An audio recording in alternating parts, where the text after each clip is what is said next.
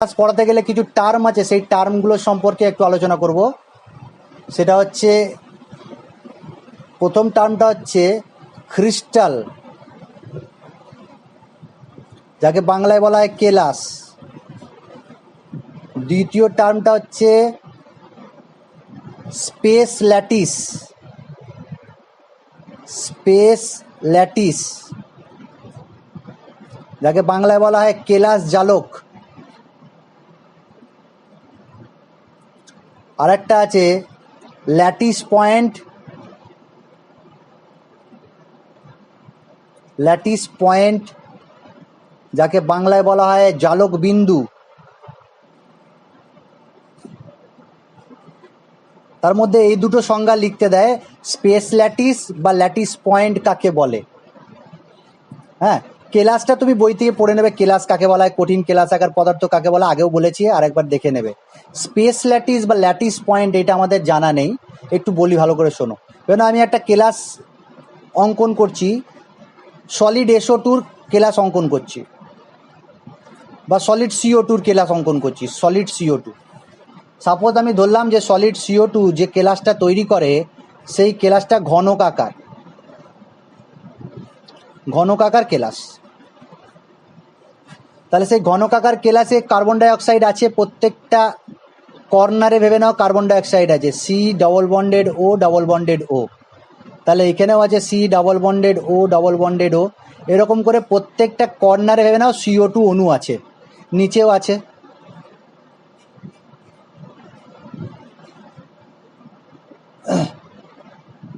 এখন তুমি ভালো করে যদি তাকাও তাহলে দেখবে যে এই যে CO2 অণু আছে,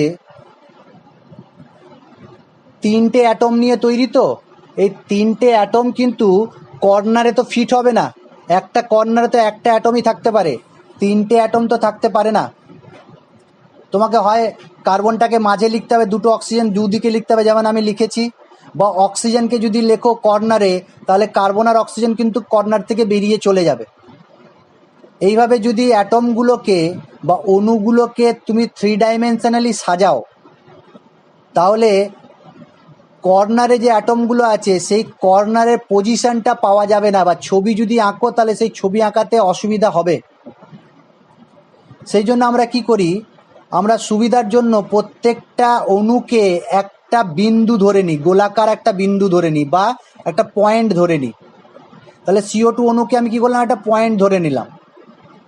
পয়েন্ট ধরে যদি আমি আবার ক্রিস্টালটাকে অঙ্কন করি, এখন কর্নারে কিন্তু একটা করে কণা থাকবে, যেটা আগের ক্ষেত্রে কি হচ্ছিল, CO2কে আমি যখন আঁকছিলাম তখন কার্বনটাকে মাঝে রাখলে দুটো অণু অক্সিজেন অণু বেরিয়ে চলে যাচ্ছিল, কিন্তু এখন প্রত্যেকটা কর্নারে একটা করে কণা আমি এঁকে দেবো।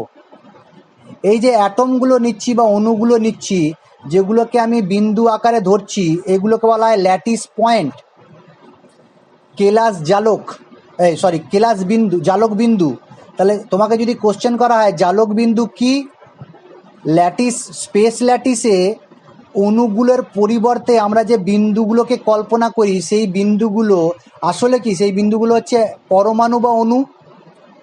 সেই পরমাণু বা অণুগুলোকে আমরা বলছি ল্যাটিস পয়েন্ট বা জালক বিন্দু। এটা কিন্তু আমার সুবিধার জন্য আমি কি করেছি, অণুগুলোকে বিন্দু আকারে কল্পনা করে নিয়েছি, বিন্দু আকারে আমি কল্পনা করে নিয়েছি, এগুলো কিন্তু বিন্দু নয়, আমাদের ক্যালকুলেশনের সুবিধার জন্য আমি এইটা করেছি। আচ্ছা, এবার ভেবে নাও তোমাকে অনেকগুলো বিন্দু দিয়েছে, বিন্দু মানে অ্যাটম দিয়েছে, এই বিন্দুগুলোকে এরকম করে সাজানো আছে। এটা যে কোনো অণু বা পরমাণু হতে পারে।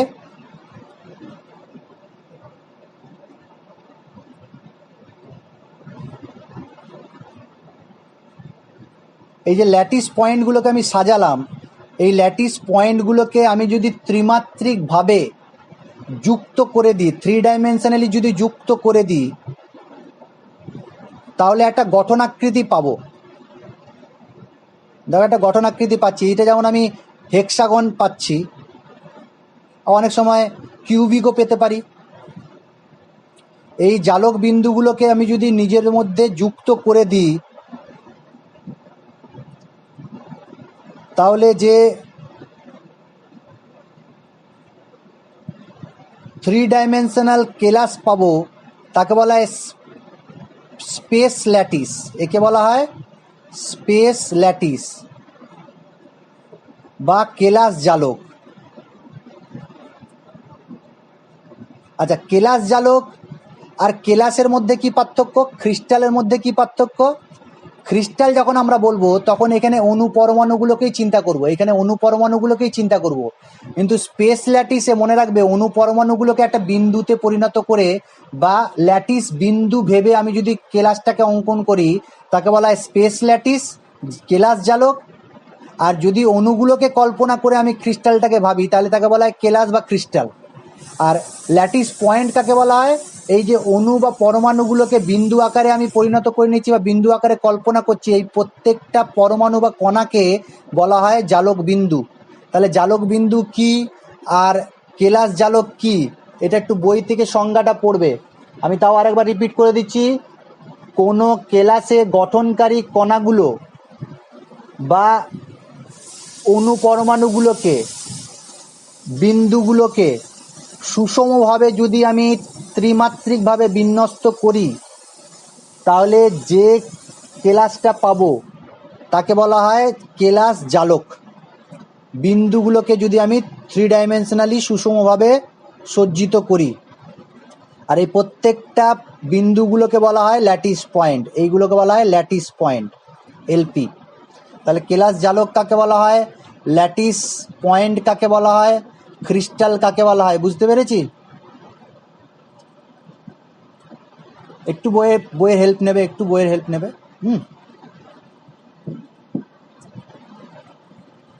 বলো। বলো বলো, শুনছি, বলো তো মানেটা।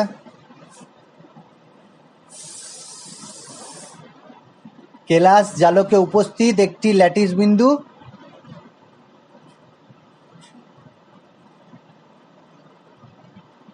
আচ্ছা, সমগ্র জালকে একই রকম হয় না। আমি একটা কিউব আঁকছি বা না, টু ডাইমেনশনালি ব্যাপারটা বোঝায়, টু ডাইমেনশনালি না, টু ডাইমেনশনালি যদি আমি এটাকে বলি কেলাসটা দেখতে এরকম কিউবের মতো দেখতে, তাহলে ওভারঅল দেখবে তোমার যে ছবিটা আছে কিউবের মতনই দেখতে হবে, এরকম হবে। বাকিগুলো যদি তুমি জয়েন করো তাহলে এরকমভাবে বড়, সেখান থেকে একটা ছোট পাবে। তাহলে পারিপার্শ্বিক দেখতেও একই রকম, এরকম নয় যে এইটা কিউব হচ্ছে আর এটা হেক্সাগন হয়ে যাবে, এরকম হবে না। পয়েন্টগুলোকে যদি তুমি জয়েন করতে শুরু করো, একই কেলাসে একটা হেক্সাগন আর একটা কিন্তু স্কোয়ার হতে পারে না, হয় স্কোয়ার হবে না হলে হেক্সাগন হবে, একই রকম দেখতে হবে সবগুলোই। বুঝলাম ব্যাপারটা?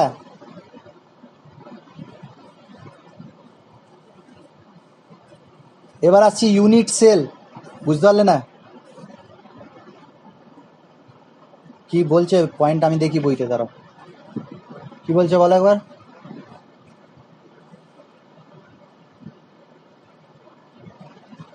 বলো আর একবার।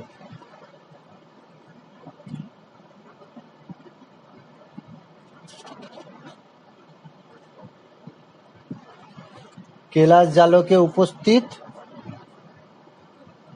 আচ্ছা, একটি ল্যাটিস বিন্দুর পারিপার্শ্বিক পরিবেশ সমগ্র জালকে একই রকম হয়। কেলাস জালকে উপস্থিত একটি ল্যাটিস বিন্দুর পারিপার্শ্বিক পরিবেশ, আচ্ছা, যেমন ভেবে নাও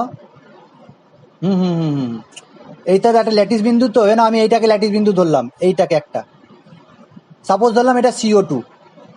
তাহলে এই যে ল্যাটিস বিন্দু, এর চারিদিকে যে ল্যাটিস বিন্দুগুলো থাকবে সেগুলো একই রকমের পরিবেশের থাকবে।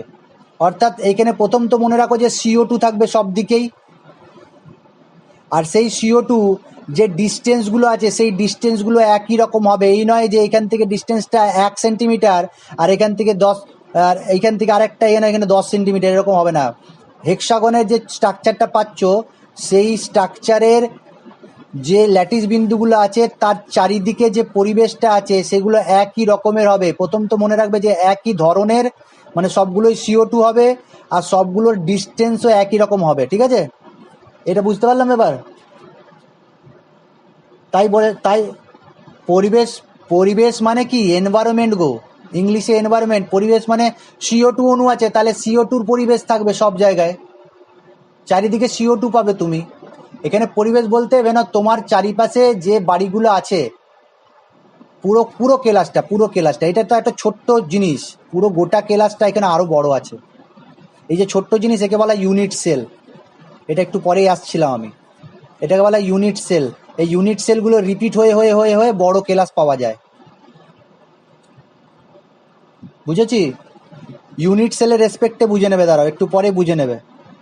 ইউনিট সেল পরবর্তী সংজ্ঞা হচ্ছে ইউনিট সেল, আর পরীক্ষায় কিন্তু দেবে, স্টার দিয়ে রাখো।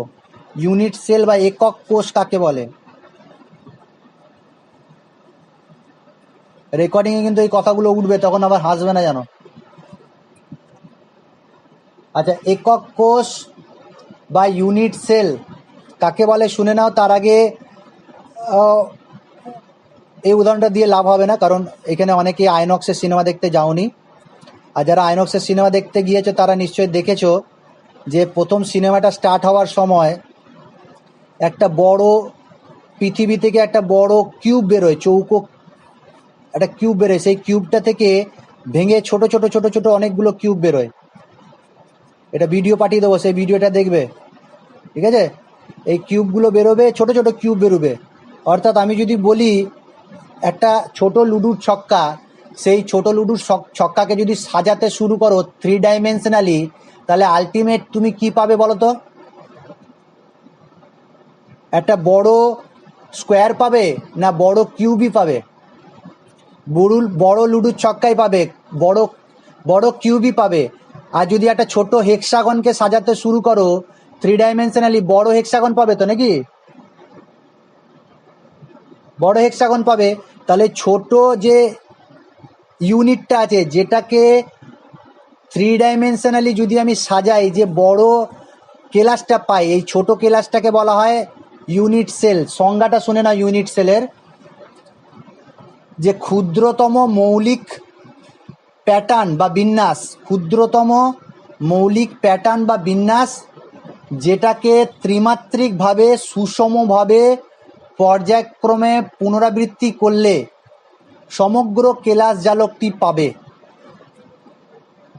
এ স্মল প্যাটার্ন বা small geometrical portion which when repeated 3 dimensionally forms entire lattice।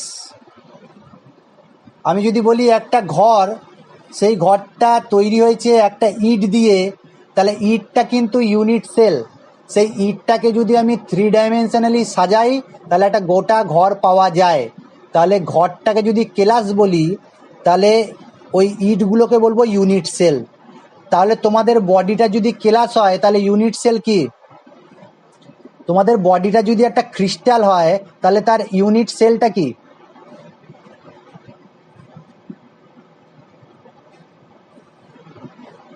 বডিটা যদি ক্রিস্টাল হয়, তাহলে ইউনিট সেলটা কি?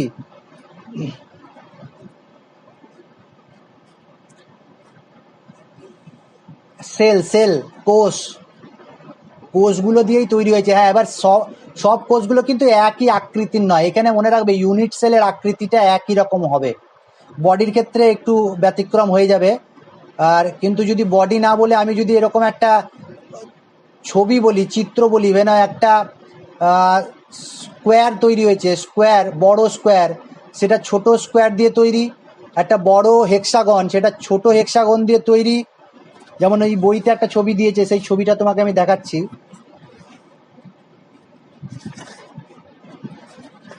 এই যে ছবিটা দিয়েছে, বলো। এই যে ছবিটা দিয়েছে, বড় একটা স্কোয়ারের ছবি দিয়েছে, সেখানে একটা ছোট্ট পোর্শন হচ্ছে কি ইউনিট সেল। সেই ইউনিট সেলটা কিন্তু যখন রিপিট হবে, এই বড় ক্রিস্টালটা তৈরি হবে। তাহলে ইউনিট সেল কাকে বলে এখনো বোঝাতে পারলাম না?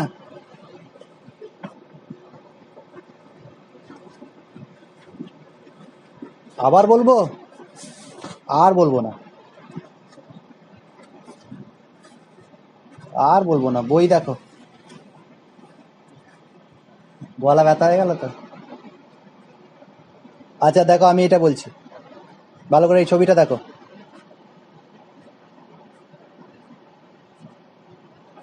টু ডাইমেনশনাল কিন্তু, হ্যাঁ, এটা 3 ডাইমেনশনাল আঁকতে পারছি না আমি। তাহলে না এইগুলোকে যুক্ত করে দিলাম। এখানে আরও পয়েন্ট আছে। তাহলে এইটার থেকে ছোট কিন্তু আর করা যাবে না, এটা সব থেকে ছোট। এটা হচ্ছে মৌলিক প্যাটার্ন বা ক্ষুদ্রতম একটা ইউনিট। এটাকে যদি আমি 3 ডাইমেনশনালি বড় করতে থাকি তাহলে বড় কি পাবে, একটা যে কেলাস পাবে সেই কেলাসটা কিন্তু এরকম স্কোয়ারই হবে। এইটা হচ্ছে ইউনিট সেল আর এই গোটাটা হচ্ছে কেলাস। অর্থাৎ কেলাসকে যদি ভাঙতে ভাঙতে যাও, যে জায়গায় এসে আটকে যাবে, যে ক্ষুদ্রতম এককে যে আটকে যাবে, সেই ক্ষুদ্রতম এককটাকে বলছি ইউনিট সেল। এরপরে আর বলবো না কিছু।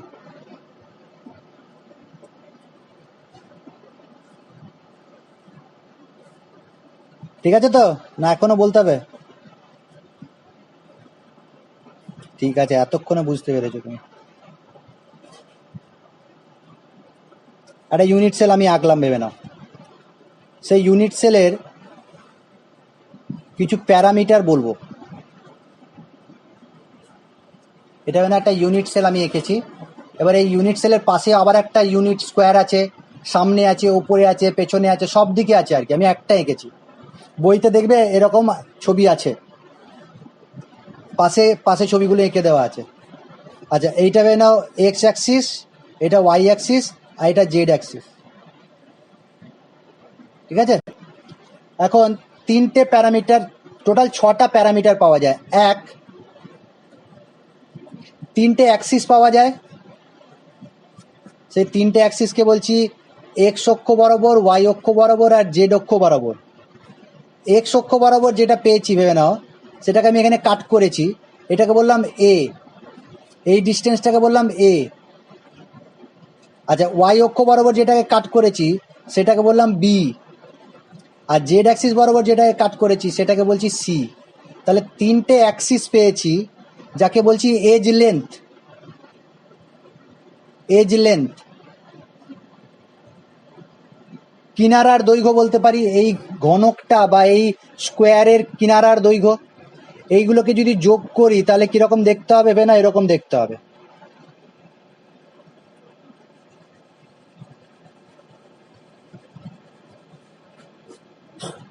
এরকম হবে না, দেখতে হবে।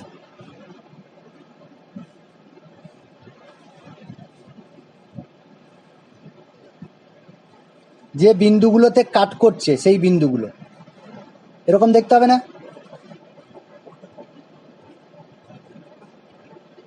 ঠিক আছে, এই যে 3টে, এই যে এই জিনিসটা, এইটাকে বলছি এ, এটাকে বলছি বি, আর এটাকে বলছি সি। এক্স অ্যাক্সিস বরাবর যে এজ লেন্থটা পাচ্ছি তাকে বলছি এ, ওয়াই অক্ষ বরাবর যেটা করছি তাকে বলছি বি, আর জেড অক্ষ বরাবর যেটা বলছি সেটা সি। এই 3টে কিনারার দৈর্ঘ্য পাবে। আর এই অ্যাক্সিসগুলোকে বলা হয় ক্রিস্টালোগ্রাফিক অ্যাক্সিস। কি বললাম? Crystallographic Axis. আর 3টে জিনিস পাওয়া যায়, 3টে কোণ পাওয়া যায়, যাকে বলা হয় ইন্টারফেসিয়াল অ্যাঙ্গেল। এটা অ্যাক্সিস পেলাম 3টে, আর 3টে অ্যাঙ্গেল পাওয়া যায়।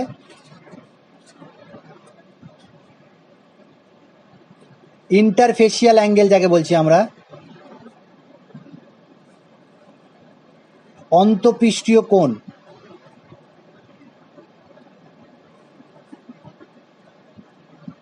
কি নাম? আলফা, বিটা আর গামা।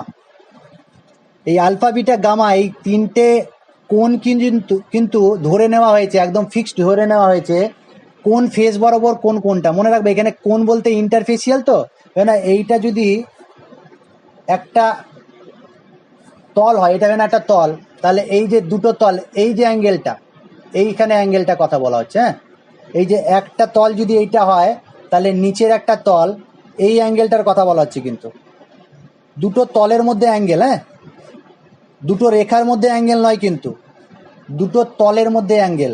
তাহলে এই যে আলফা যে অ্যাঙ্গেলটা আছে সেটা এই বিসি, বিসি বরাবর অ্যাঙ্গেলটাকে বলছি আমরা আলফা। অর্থাৎ এই নিচেরটা, নিচের তলটা আর এই যে পাশের এই তলটা, এই তল বরাবর যে অ্যাঙ্গেলটা আছে, এই অ্যাঙ্গেলটা যেটাকে আলফা বলছি, সেটা কি? এই এ আর বি, এখানে তাকাও, এইখানটায় এই অ্যাঙ্গেলটার কথা বলছি, এই ইন্টারফেসিয়াল অ্যাঙ্গেল, এটাকে বলছি আলফা। আচ্ছা, বিটা কাকে বলা হচ্ছে? এসি কে বলা হচ্ছে বিটা। এসি বরাবর যে অ্যাঙ্গেল আছে সেটাকে বলছি বিটা। এসি মানে কোনটা? এইটা আর এইটা, এই অ্যাঙ্গেলটা, এই অ্যাঙ্গেলটা, এটাকে বলছি বিটা। আর গামা কোনটা? গামা হচ্ছে এ বি বরাবর যে অ্যাঙ্গেলটা আছে তাকে বলছি গামা। এটা কিন্তু একদম ফিক্সড মনে রাখতে হবে, মনে রাখা খুব সহজ। BC AC A B, BC AC A B, তাহলে আলফা বিটা গামা, এই তিনটে অ্যাঙ্গেল পাবো আর তিনটে অ্যাক্সিস পাবো। তিনটে অ্যাক্সিস আর তিনটে অ্যাঙ্গেল যদি আমি তোমাকে কোশ্চেন করি যে a equals to b equals to c, তিনটে অ্যাক্সিসই সমান, আর alpha equals to beta equals to gamma equals to 90 degree, তাহলে এই ইউনিট সেলটা কীরকম আকৃতির হবে? কিউবিক হবে, ঘনকাকার হবে, কিউবিক হবে, ঘনকাকার হবে। তাহলে এই অ্যাক্সিসগুলোকে যদি চেঞ্জ করি আর অ্যাঙ্গেলগুলোকে যদি চেঞ্জ করি, তাহলে ইউনিট সেলের আকৃতি চেঞ্জ হবে না একই থাকবে?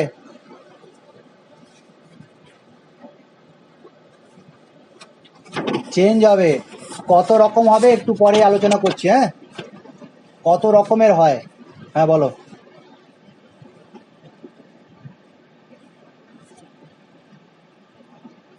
না, সেটাই তো বলছি, চেঞ্জ হবে গো। কিউব হলে তো 90 ডিগ্রি হবে, স্কোয়ার হলে তো 90 ডিগ্রি হবে।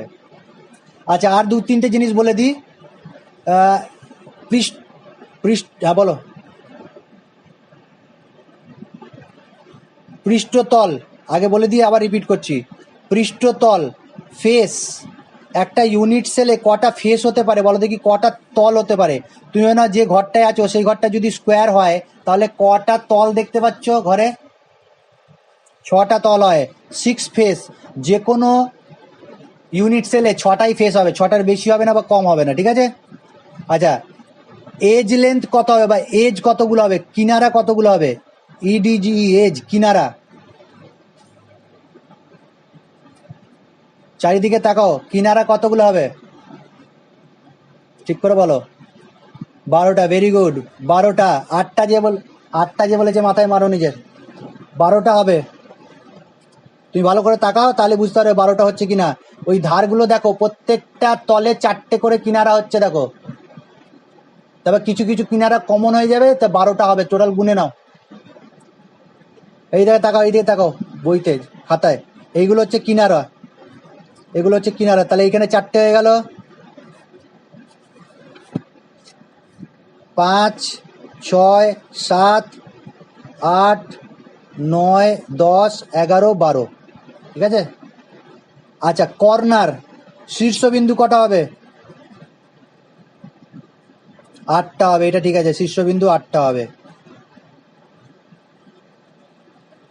তাহলে এইগুলো কিন্তু ইউনিট সেলের কিছু বৈশিষ্ট্য সূচক রাশি। তল, পৃষ্ঠতল, এজ বা কিনারা আর শীর্ষবিন্দু। এছাড়া কি বললাম, তিনটে অ্যাক্সিস হয়। এক্স অ্যাক্সিস বরাবর যেটা থাকে সেটাকে বলা হয় এ, ওয়াই অ্যাক্সিস বরাবর যেটা থাকে তাকে বলা হয় বি, আর জেড অ্যাক্সিস বরাবর যেটা থাকে তাকে বলা হয় সি। এগুলোকে বলা হয় ক্রিস্টালোগ্রাফিক অ্যাক্সিস।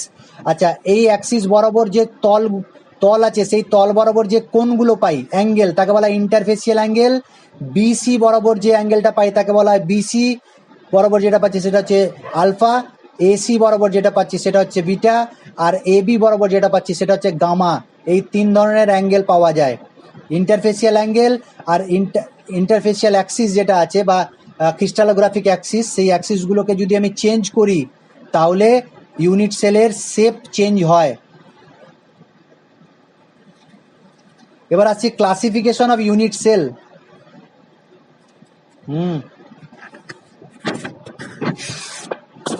হ্যাঁ, অবশ্যই চেঞ্জ হবে, তো বলছি গো কতবার চেঞ্জ হবে, শুনতে পাচ্ছ না তুমি? এখনই তো চেঞ্জ করবো, দেখো না। ইউনিট সেলের শ্রেণী বিভাগ ভালো করে শিখে নাও, নাহলে এরপরে আবার কখন ক্লাস দেবে জানি না।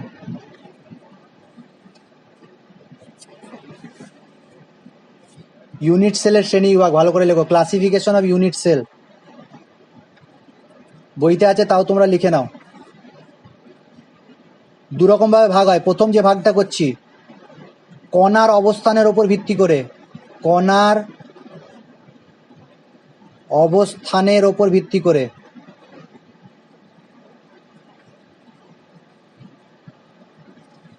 তার মানে কি, পজিশনের ওপর ডিপেন্ড করে কণাগুলো, যে ইউনিট সেলে যে কণাগুলো থাকে ল্যাটিস পয়েন্ট, সেই ল্যাটিস পয়েন্টের ওপর ডিপেন্ড করে প্রথমে দুই ভাগে ভাগ করা হয়। বই দেখলে মনে হবে না দুই ভাগে নয় স্যার, চার ভাগে আছে। প্রথমে দুই ভাগে, প্রথমটাকে বলা হয় সিম্পল, SIMPLE, আর একটা নাম হচ্ছে প্রিমেটিভ, PRIMITIVE, প্রিমেটিভ। বাংলায় বলা হয় আদি, আদি বা সরল, ঠিক আছে, আদি বা সরল একক কোষ, যাকে আমি বলবো সিম্পল ইউনিট সেল। আচ্ছা, এইখানে আছে নন প্রিমেটিভ, দ্বিতীয়টা হচ্ছে নন প্রিমেটিভ। এটার আরেকটা নাম হচ্ছে সেন্টার, CENTRED, সেন্টার্ড। নন প্রিমেটিভ বা সেন্টার্ড, এই সেন্টারটা তিন ভাগে বিভক্ত। সেন্টারটা ক ভাগে বললাম? তিন ভাগে। পরীক্ষায় কিন্তু এই সিম্পলটাকে 1 নাম্বার ধরা হয়, আর এই যে বাকি যে তিনটে আছে সেটাকে তিনটে ধরা হয়, তাহলে বলা হয় চারটে। তুমি চারটে বলতে পারো ডাইরেক্ট, বা সিম্পল আর নন প্রিমেটিভ। আর এইখানে প্রথমটা হচ্ছে body centre, body centre unit cell, body centre unit cell. শর্টকাটে বলা হয় BC, বাংলায় বলা হয় দেহকেন্দ্রিক, বাংলায় বললাম দেহকেন্দ্রিক। 2 নম্বর হচ্ছে face centre, FACE, face centre, যাকে বলা হয় পৃষ্ঠকেন্দ্রিক, বাংলায় পৃষ্ঠকেন্দ্রিক বলা হয়, যাকে FC বলা হয়, FC। আর শেষেরটাকে বলা হয় end centre, end, end centre, বাংলায় বলা হয় প্রান্তকেন্দ্রিক, প্রান্তকেন্দ্রিক। আমি ছবিগুলো পাঠিয়ে দেবো, লেখা যদি বুঝতে না পারো বুঝে নেবে। EC বলা হয়, EC। তাহলে 3 রকম পেলাম, BC, FC, EC, আর এখানে পেয়েছি সিম্পল। কার উপর ভিত্তি করে বললাম? কণার অবস্থানের ওপর ভিত্তি করে। আচ্ছা বেন, এটা একটা ইউনিট সেল।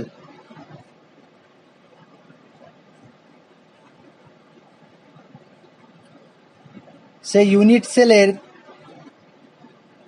কণাগুলো যদি কর্নারে থাকে, সমস্ত কর্নার, 8টা কর্নারে যদি 8টা অ্যাটম থাকে, তাহলে তাকে বলা হয় সিম্পল ইউনিট সেল। কি বললাম? কণাগুলো শুধু যদি কর্নারে থাকে তাকে বলা হয় simple unit cell. Body centre কখন বলবো?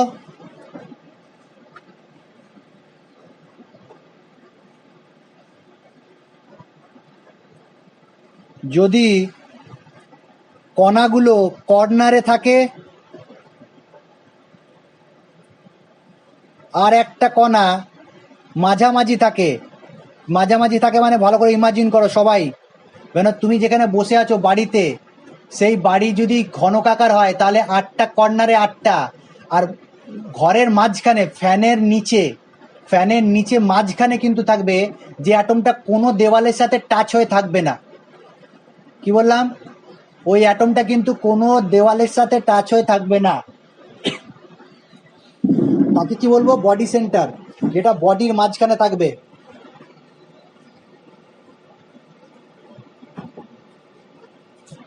ইমাজিন করতে পারছি তো ছবিটা? বডি সেন্টারের ছবিটা ইমাজিন করতে পারছি সবাই?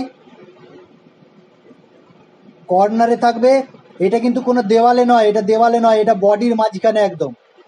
আচ্ছা, ফেস সেন্টারটা শুনে নাও। ফেস সেন্টারটা যদি ইউনিট সেলটা এরকম হয়,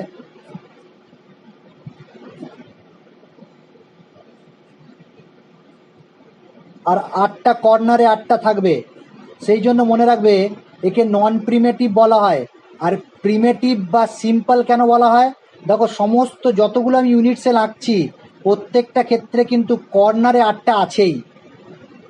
তার মানে এই যে এই স্ট্রাকচারটা, এটা হচ্ছে আদি স্ট্রাকচার, সরল স্ট্রাকচার, সবারই মধ্যে থাকবেই। আচ্ছা, ফেস সেন্টার কখন হবে? কটা ফেস আছে আমাদের দেওয়ালের? কটা ফেস আছে আমাদের? একটাই। আচ্ছা, 6টা ফেস আছে। ওই 6টা ফেসের প্রত্যেকটার ফেসে মাঝ বরাবর, অর্থাৎ তুমি যদি ওপরের দিকে তাকাও, নিজের বাড়ির ওপরের দিকে, আর যদি ছাদ থাকে, সেই ছাদে মাঝখানে হাফ অ্যাটমটা তোমার ঘরের দিকে আছে আর হাফটা ছাদের উপরে আছে বা উপর তলায় আছে। তাহলে 6টা দেওয়ালের দিকে তাকাও, তাহলে দেওয়ালের দিকে একটা করে অ্যাটম আছে, অর্ধেকটা দেওয়ালের ভেতরে, অর্ধেকটা পাশের ঘরে বা বাইরের দিকে। তাহলে 6টা, ছবি বইয়ে একটু দেখে নেবে, এখানে হিজিবিজি হয়ে যাচ্ছে। তাহলে 6টা দেওয়ালে 6টা অ্যাটম আর কর্নারে 8টা অ্যাটম, বুঝতে পারছি? ইমাজিন করবে, কিন্তু আমি বলেছি দেওয়ালের মাঝখানে অর্ধেকটা দেওয়ালের ভেতরে আছে, অর্ধেকটা দেওয়ালের বাইরে আছে, মানে ঘরের ভেতরে অর্ধেক আর ঘরের বাইরে অর্ধেক আছে। যদি বাইরে জায়গা থাকে, নাহলে পাশের রুম থাকলে পাশের রুমে আছে। মিডিল মিডিল মানে দেওয়ালটা তো দুটো ঘরের মাঝখানে, তাহলে অর্ধেকটা তোমার এইদিকে আছে অ্যাটম, অর্ধেকটা একটা গোলাকার অ্যাটম, তো সেই গোলাকার অ্যাটমের অর্ধেকটা এইদিকে, অর্ধেকটা এইদিকে। তাহলে 6টা দেওয়ালে 6টা, ইমাজিন করতে পারছি তো ফেস সেন্টার? ছোট জিনিস ইমাজিন না করলে পরবর্তীকালে বুঝতে পারবে না। আর এন্ড সেন্টারটা শুনে নাও, এন্ড সেন্টারে আবার কর্নারে 8টা থাকবে অবশ্যই।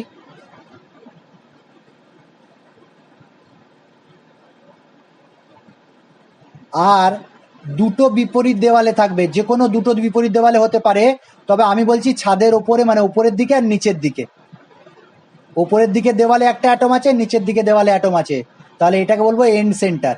তুমি পাশাপাশি দুটো দেওয়ালেও করতে পারো, মানে একটা এই দেওয়ালে বিপরীত দিকে, সবসময় মনে রাখো, পাশাপাশি বলছি, বিপরীত দিকে দুটো বিপরীত দেওয়ালে দুটো অ্যাটম থাকে, তাহলে তাকে বলবো এন্ড সেন্টার। না উপরের দেওয়ালে আছে আর নিচের দেওয়ালে আছে। তাহলে আমি ইমাজিন করে 4টে ইউনিট সেল ইমাজিন করতে পারছি। সিম্পল ইউনিট সেলে কি হবে? প্রত্যেকটা অ্যাটম কোথায় থাকবে? কর্নারে থাকবে। আচ্ছা, সিম্পল বডি সেন্টারে কোথায় থাকবে? বডি সেন্টারে কর্নারে থাকবে আর মাঝে থাকবে। আর ফেস সেন্টারে কোথায় থাকবে?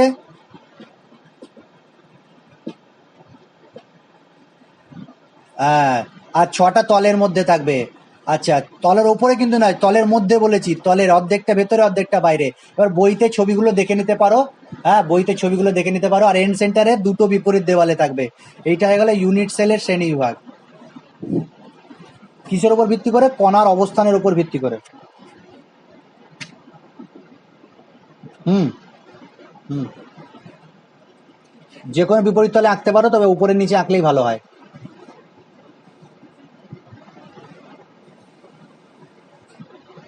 আচ্ছা, এবার আর একটা যে শ্রেণী বিভাগ হচ্ছে, ওই যে এ বি সি 3টে অ্যাক্সিস, আর আলফা বিটা গামা 3টে অ্যাঙ্গেল, 3টে অ্যাক্সিস আর 3টে অ্যাঙ্গেলের উপর ভিত্তি করে ইউনিট সেলের ভাগ করা যায়।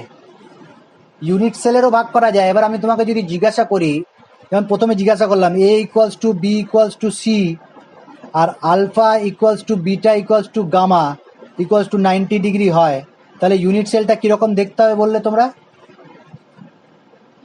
কিউব আকৃতি হবে। এবার বলো, ইউনিট সেলটা যদি কিউব আকৃতি হয়, তাহলে ক্রিস্টালটা কেমন দেখতে হবে? কিউব আকৃতি হবে। তাহলে এই যে ভাগটা আমি বলছি, এ বি সি এর ওপর ভিত্তি করে আর আলফা বিটা গামার ওপর ভিত্তি করে, তোমাদের বইতে দেখবে লেখা আছে ক্রিস্টাল কয় প্রকার। ক্রিস্টাল, আচ্ছা, ক্রিস্টালের শ্রেণীবিভাগও বলতে পারে বা ইউনিট সেলের শ্রেণীবিভাগ বলতে পারে, এ বি সি আর আলফা বিটা গামার ওপর ভিত্তি করে। সবাই বইটা একটু দেখো, এই যে ছবিগুলো আছে, এই পেজটা বার করো, 9 নম্বর পেজ, দেখবে লেখা আছে কেলাসের শ্রেণীবিভাগ। ঘনকাকার, চতুস্তলকীয়, ষড়তলীয় বা হেক্সাগোনাল, রম্বোহেড্রাল, অর্থরম্বিক, মনোক্লিনিক, ট্রাইক্লিনিক, 7টা ভাগ আছে। দেখো, 7খানা ভাগ আছে। এই কিনারার দৈর্ঘ্য লেখা আছে এইখানে, আর আলফা বিটা গামা লেখা আছে। প্রথমে লেখা আছে আলফা ইকুয়ালস, ও আমি এতক্ষণ কথা বলে গেলাম, শুনতে পারলে না কেউ?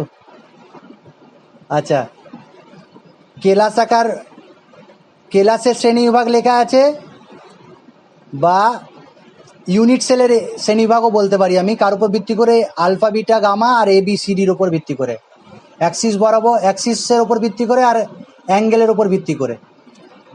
A equals to B equals to C আর alpha equals to beta equals to gamma 90 degree হলে তাকে বলছি ঘনকাকার কেলাস বা ঘনকাকার ইউনিট সেল। তাহলে এই যে 7টা ভাগ আছে দেখো, কিউবিক, টেট্রাগোনাল, হেক্সাগোনাল, রম্বোহেড্রাল, অর্থোরম্বিক, মোনোক্লিনিক, ট্রাইক্লিনিক, এই ভাগগুলো তোমাদেরকে মুখস্থ করতে হবে। পরীক্ষায় কোশ্চেন কীরকম দিয়ে দেবে, যে একটি কেলাস বা একটা ইউনিট সেল যার A equals to B not equals to C এবং alpha equals to beta equals to 90 degree এবং গামা হচ্ছে 120 ডিগ্রি, তাহলে কেলাসটার নাম কি বলতে পারবে? হেক্সাগোনাল। এটা তো সহজে দেখে বলে দিচ্ছি, তাই না? দেখে বলে দিচ্ছি ঝট করে, পরীক্ষার সময় কি করে বলবে? এগুলো সব মুখস্থ রাখতে হবে তোমাকে। মুখস্থ রাখতে পারবে?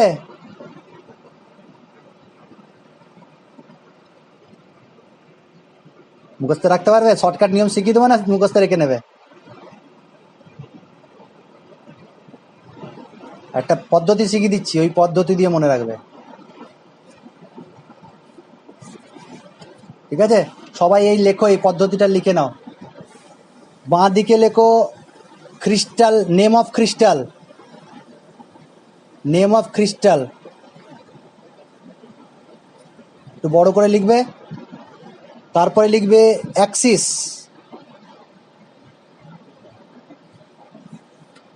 তারপরে লিখবে ইন্টারফেসিয়াল অ্যাঙ্গেল,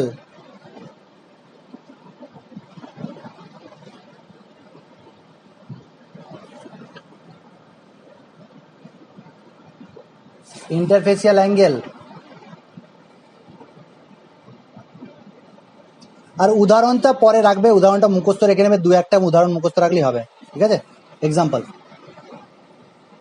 সবগুলো বাংলায়, ইংলিশে লিখে এটাও বাংলায় লিখছি, এক্সাম্পল, ঠিক আছে? আচ্ছা, এবার কি মনে রাখবে দেখো, সবাই বক্স করবে কিন্তু এরকম, নাহলে পরীক্ষার সময় ভুলে যাবে।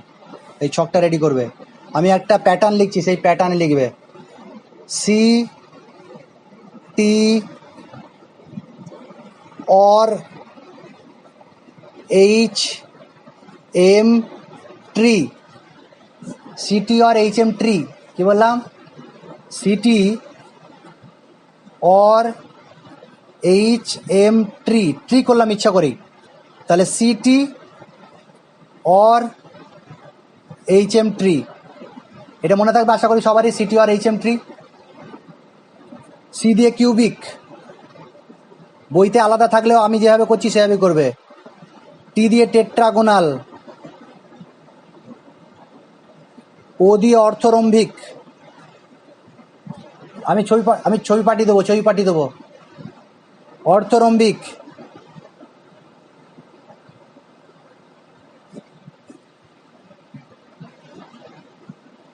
রম্বোহেড্রাল,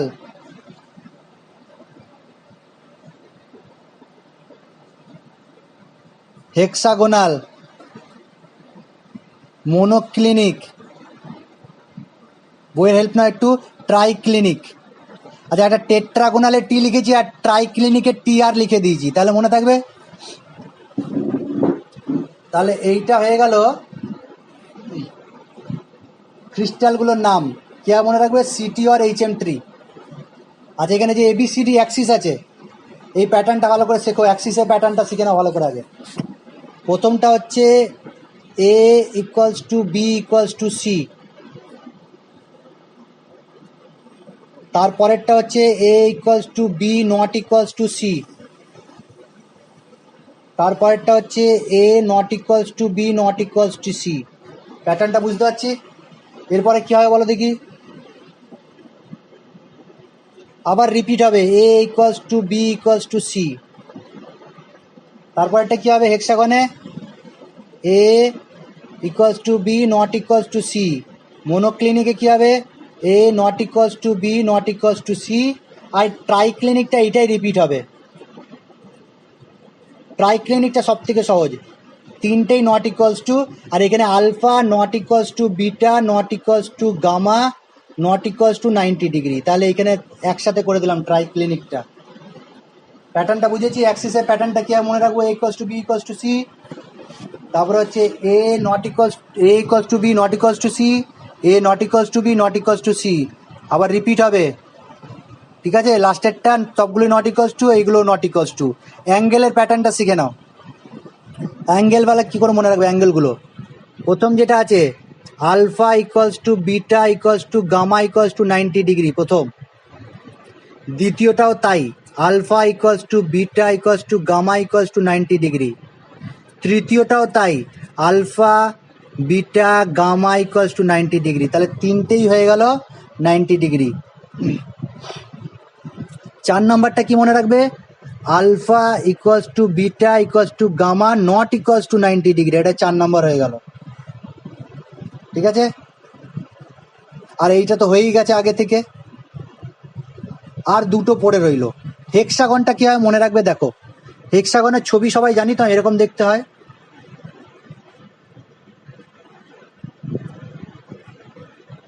এটা তো হেক্সাগন। তাহলে এইখানে যে একটা অ্যাক্সিস আমি আঁকছি, এই দুটো কত ডিগ্রি গো, এই দুটো 90°, ভেরি গুড, পারপেন্ডিকুলার আছে। তাহলে হচ্ছে alpha equals to beta equals to 90°, আর এই গামাটা কত ডিগ্রি হবে,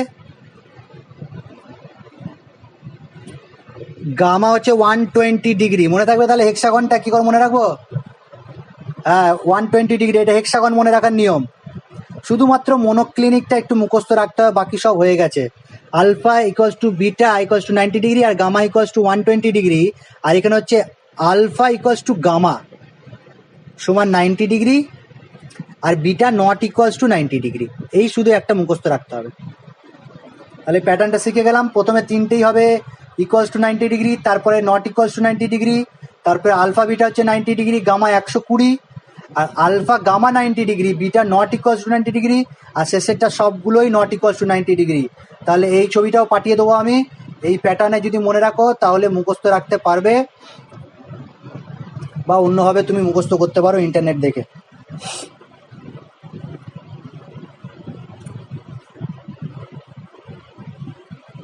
তাহলে ইউনিট সেল এর শ্রেণীবিভাগ হয়ে গেল, ক্রিস্টালের শ্রেণীবিভাগ হয়ে গেল। এবার একটা কোশ্চেন বলে ছেড়ে দেবো, ছুটি হবে।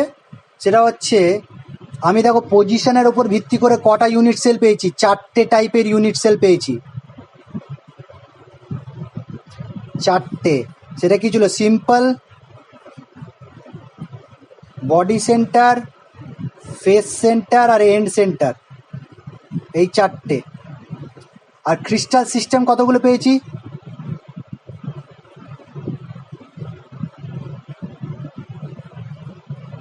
7টা পেয়েছি, 7টা ক্রিস্টাল সিস্টেম, আর 4টে ইউনিট সেল। তাহলে কতগুলো স্পেস ল্যাটিস পাবো বলো তো, স্পেস ল্যাটিস জালক পাবো কতগুলো, কেলাস জালক কতগুলো পাবো,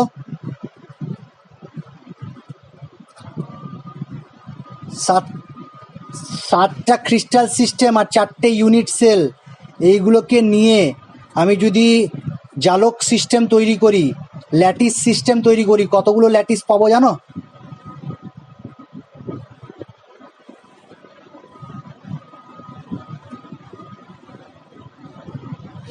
কতগুলো পাবো, আমি বলেছি 4টে ইউনিট সেল আর 7টা ক্রিস্টাল দিয়ে কতগুলো কেলাস স্পেস ল্যাটিস পাবো, ল্যাটিস পাবো কতগুলো,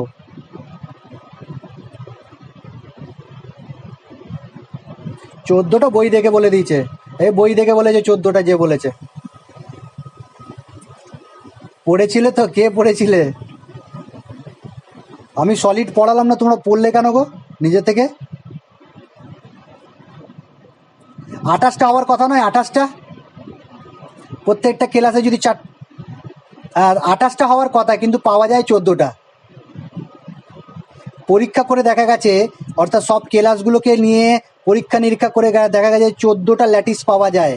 সেই 14টা ল্যাটিস যে আবিষ্কার করেছিল তার নাম হচ্ছে অগাস্ট ব্র্যাভিয়াস।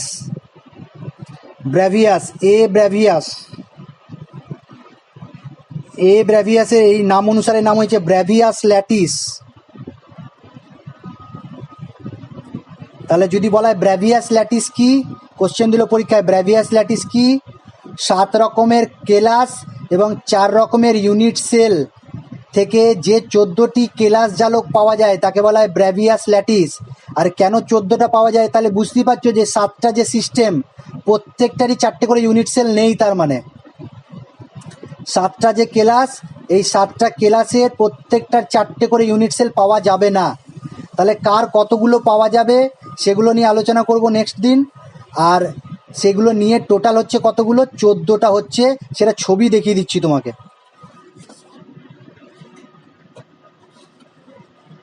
এই দেখো এই 14টা কেলাস পাওয়া যায়, অর্থাৎ যে সিম্পল ইউনিট সেল আছে সবগুলোরই পাওয়া যায়, 7টারই পাওয়া যায়, দেখবে 7টারই সিম্পল ইউনিট সেল আছে। কিন্তু কিউবিক ক্রিস্টালের ক্ষেত্রে দেখো সিম্পল পাওয়া যাচ্ছে, বডি সেন্টার পাওয়া যাচ্ছে, ফেস সেন্টার পাওয়া যাচ্ছে, এন্ড সেন্টার পাওয়া যাচ্ছে না। তাহলে এরকমভাবে কার প্রত্যেকটা পাওয়া যায়, face centre, simple, body centre, end centre, এইটার পাওয়া যায়। অর্থরম্বিকের ক্ষেত্রে 4টেই পাওয়া যায়।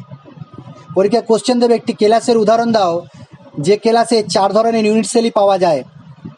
একটি ক্লাসের উদাহরণ দাও যেখানে 4 ধরনের ইউনিট সেলই পাওয়া যায়, সেটা হচ্ছে অর্ধরম্বিক। এবার এইগুলোকে কীভাবে মনে রাখবে সামনের দিন আমি শিখিয়ে দেবো, নিজে থেকেও মুখস্থ রাখতে পারো, আমাকে বলবে কার কতগুলো ক্লাস পাওয়া যায়। এইখান পর্যন্তই থাকবে, গলা শুকিয়ে গেছে।